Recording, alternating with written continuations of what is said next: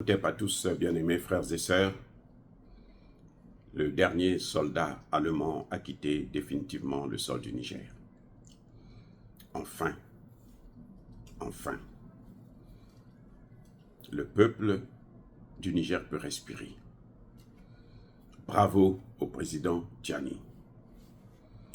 Ce qui était préparé par Bazoum au Niger, c'était sans précédent.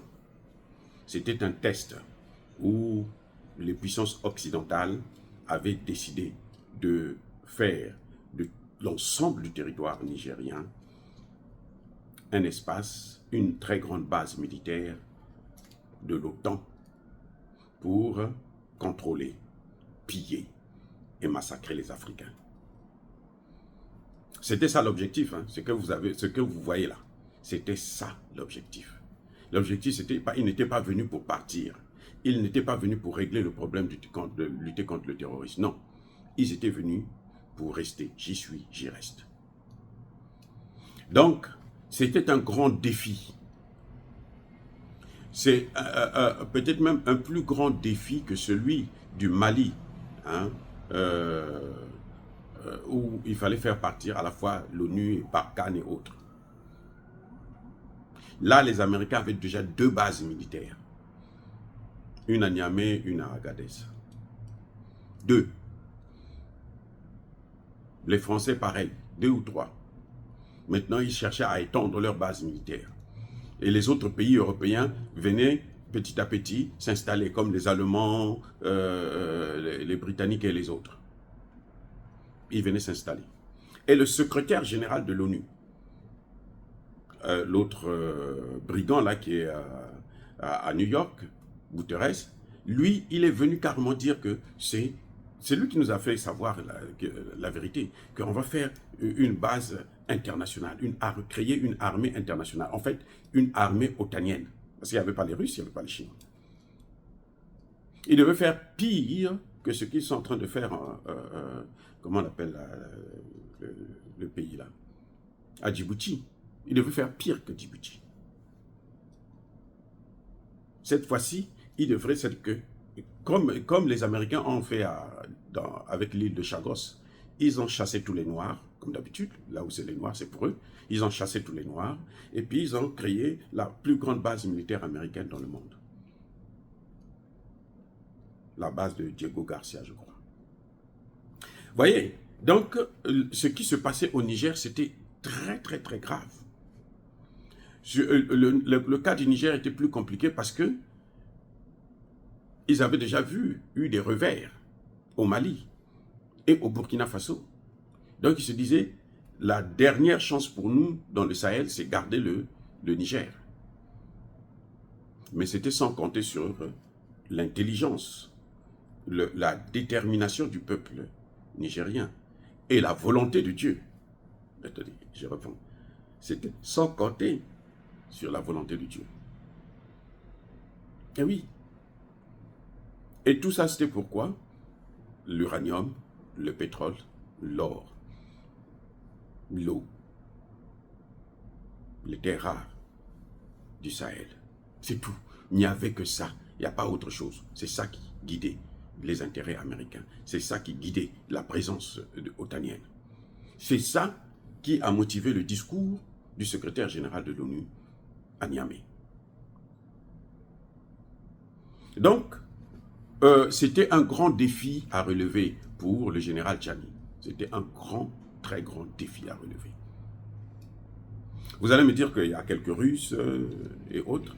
Ceux-là, c'est nous-mêmes qui les appelons. C'est ça la différence.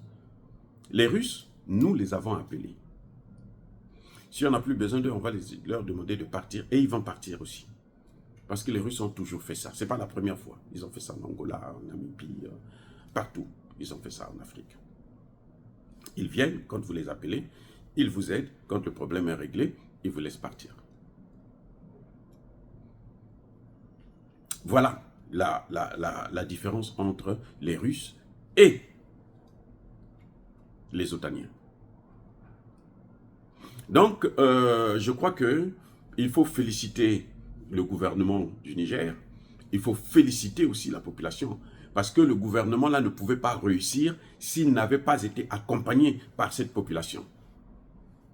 C'est parce que la population nigérienne était debout avec son président, son gouvernement, pour accompagner la volonté de se débarrasser de toutes les bases étrangères encombrantes, de tous les mauvais partenaires en fait. Parce que au Niger, tout le monde a compris, pas les hommes politiques, parce que les Bazoum n'ont rien compris. Les hommes politiques, les populations, hein, l'homme normal sait que le Niger n'était pas indépendant et le Niger est en train d'obtenir son indépendance. Donc le fait d'avoir fait partir la base militaire allemande, c'est la fin d'une série de départs, de déguerpissements, des bases militaires encombrantes, de la peste en quelque sorte. Des criminels, des occupants, des tueurs et des pilleurs. C'est ça en fait qui se révèle. Et nous sommes contents que ça se passe ainsi. Moi, je ne féliciterai pas les Allemands comme les autres, non? Parce que de toutes les façons, les Allemands, c'est normal qu'ils puissent repartir chez eux. Ils sont venus pour... Ce sont eux qui ont mené la crise.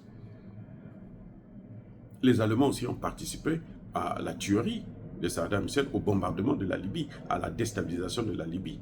Et on transfère des terroristes dans le Sahel. Les Allemands que vous voyez là. Donc ce n'est pas, pour moi, ce n'est pas... C'est une affaire normale. En fait, ils devraient partir depuis longtemps. C'est parce que, bon, ils avaient demandé qu'on leur donne encore, on leur accorde quelques mois, et c'est accordé maintenant, ils sont partis. Parce qu'en fait, ils ne vont pas chez eux en Allemagne, ils vont autour du Sahel. Mais ça ne nous fait plus peur. Avant, ça me faisait un peu peur, ça m'inquiétait, mais maintenant, ça ne nous fait plus peur parce que nous savons que nous avons les moyens de les combattre et de les mettre à leur place. Voilà. Donc, le Sahel est maintenant pratiquement débarrassé de toutes ces armées encombrantes, ces armées criminelles et terroristes qui étaient là pour dominer, contrôler et piller les matières premières.